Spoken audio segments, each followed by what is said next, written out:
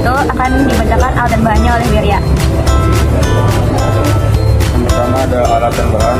Yang pertama ada tanaman dasar air, air. Yang kedua ada pewarna makanan. Yang ketiga ada pisau atau cutter. Yang keempat ada botol air mineral. Dan yang terakhir yang kelima adalah penggaris. Selanjutnya langkah-langkah dibaca oleh Alika dan Zara. Langkah yang pertama yaitu cabut tanaman pasir air dari dalam tanah. Yang kedua, dipotong bagian akar tanaman pasir air. Yang ketiga, siapkan botol bekas air mineral lalu diisi dengan air. Yang keempat, air yang ada di dalam botol bekas air mineral itu lalu diberi pewarna makanan secukupnya. Lalu yang kelima, masukkan tanaman pasir air ke dalam botol yang sudah diberi air dan pewarna makanan. Yang keenam, perhatikan dan alami tanaman pasir air dengan cara memasang timer selama 30 menit. Yang dimana setiap 5 menit kita mengamati dan memantau perubahan dari tanaman pasir air. Yang ketujuh, perhatikan dan ukurkan zat dan pewarna yang masuk ke dalam batang. Lalu yang terakhir, cetak hasil pengukuran setiap 5 menit ke dalam tabel. Selanjutnya hasil tabel kami akan dibacakan oleh Daniel.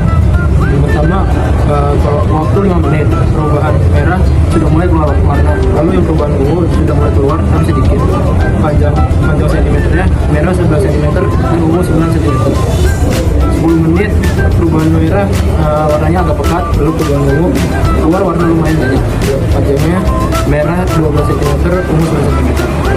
Lalu 15 menit perubahan merah masih sama seperti sebelumnya, dan perubahan ungu sama juga keluar warna lumayan banyak.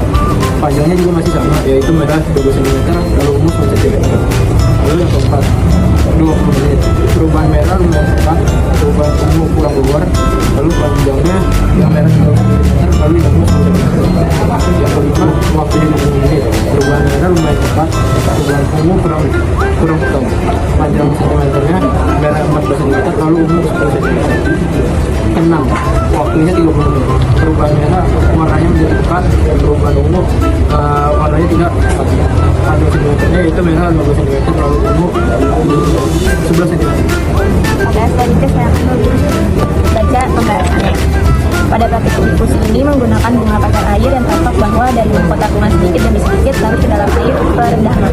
Hal ini menunjukkan bahwa pigmen antosianin yang terdapat pada sel-sel bunga dapat keluar karena sifatnya larut dalam air. Proses keluargaan ini melalui membran sel yang bersifat semi-permeabel. Perpindahan pigmen dari bagian dalam sel yang memiliki konsentrasi tinggi menuju air di luar sel yang berkonsentrasi rendah membuktikan adanya proses infusi. Semakin lama larutan tampak semakin berwarna pekat, menandakan infusi berlangsung terus sampai tercapai kondisi yang seimbang.